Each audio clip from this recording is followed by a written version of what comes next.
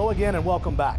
Now that you understand the importance of using a signature story as the foundation for your sales process, we're going to move on down the sales hallway to closing the multiple bid door, which is steps 4 and 5 of relationship building.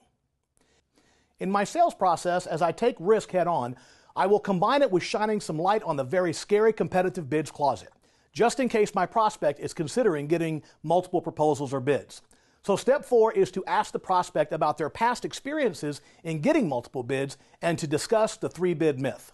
You see, I want the prospect to realize that there is zero risk in doing business with my company, and I want to use third-party verification from previous customers just to prove it. I also want to have the prospect rethink the need to get competitive proposals. I'll say something like this. Our experience, Mr. Customer, has shown that what people really need is one company that will take care of them when the chips are down, not 3 bids from companies who will say anything to get your hard-earned money. Then you're going to use the first power question to close the multiple bid escape route, and you'll set a consistency anchor. Once you've shared your signature story, which contains 1 or 2 testimonials of how your company has demonstrated high character by providing excellent service to its customers, here's an example of how that conversation might sound.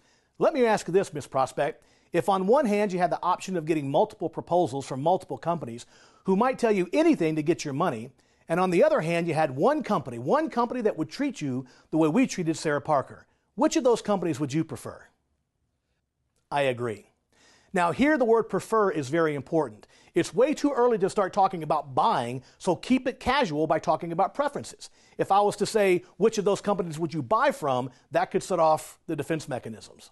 Now, this won't guarantee that your prospects will never again seek competitive offers. This increases the probability that they won't, because they'll be more likely to act in a manner consistent with their public declaration. Keep in mind that you're only beginning the process of chipping away at the prospect's fear and skepticism. You still have a lot of work to do.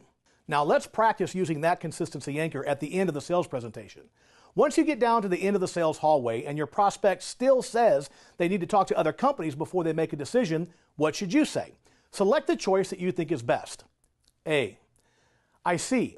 Now, earlier you had mentioned that if you had to choose between a company that might say anything to get their hands on your money or my company, you had mentioned that you prefer a company like mine. What do you suppose has changed in our time together?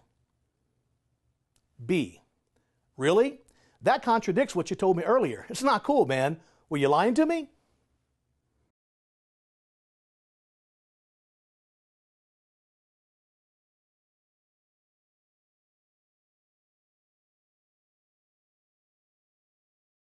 Correct. You've got to be polite and positive.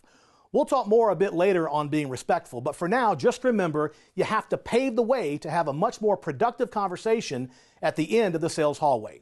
Here are some other things to keep in mind when you're attempting to close that multiple bid door. If your company doesn't have a risk reversal guarantee, replace the company guarantee with your personal guarantee.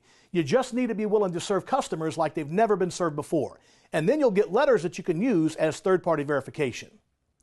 Use a duh question when you've got a contrarian prospect who refuses to make any concessions about previous bad experience with other providers.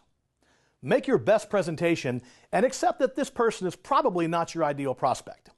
Although every presentation will be a little different, once you have completed the relationship building phase 1, you should have accomplished these 5 things. Number 1, engage in traditional relationship building conversations by asking questions and showing genuine interest, and sharing some basic information about your company. Number 2, address any perceived weaknesses of your company or product or service.